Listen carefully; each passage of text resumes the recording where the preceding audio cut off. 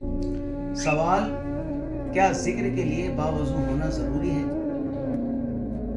अल्लाह का कौन सा जिक्र करें? जवाब: जिक्र के लिए बावजू होना जरूरी नहीं है। अल्लाह का जिक्र इसमें जात का जिक्र है, यानी अल्लाह है। बुजुर्गों ने 7 हू लगा के अल्लाह का जिक्र भी किया है। इसका तरीका यह है कि जब सांस लो तो अल्लाह कहो, और जब सांस बाहर निकले तो हो कहो।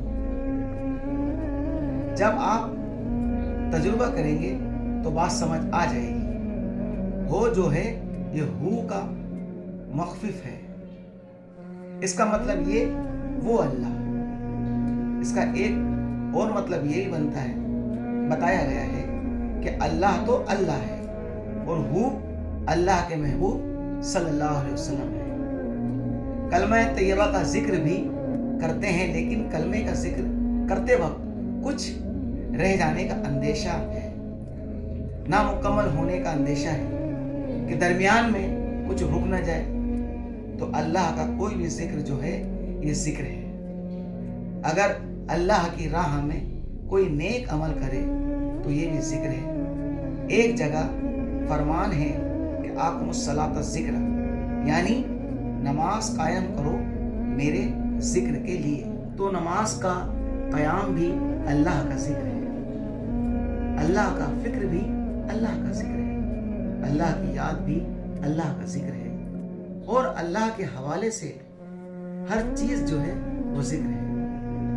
तो जिक्र के बाब में ये कहते हैं कि जिक्र करना भी जिक्र है, फिक्र करना भी जिक्र है, ख्याल करना भी जिक्र है, अल्लाह के बारे में बात करना भी जिक्र है, उसके बारे में सोचना भी जिक्र है, उससे डरना भी जिक्र है, अल्लाह के डर से कांपना भी जिक्र है। और उनके दिल लरस जाते हैं जब अल्लाह का नाम लिया जाए। तो ये जिक्र है और ये ज़ाकिरीन की तारीफ है। तो वो दाएं बाएं सोते जागते जिक्र करते रहते हैं। और ये कि दुनिया से मोहब्बत करना भी अल्लाह का जिक्र है। अल्लाह के जिक्र में बताया गया है कि कुछ लोग हैं जो खैर और आफियत के तलबगार हैं, और इसके बरक्स कुछ लोग दुनिया के तलबगार हैं। जो अल्लाह के तलबगार हैं वो दुनिया के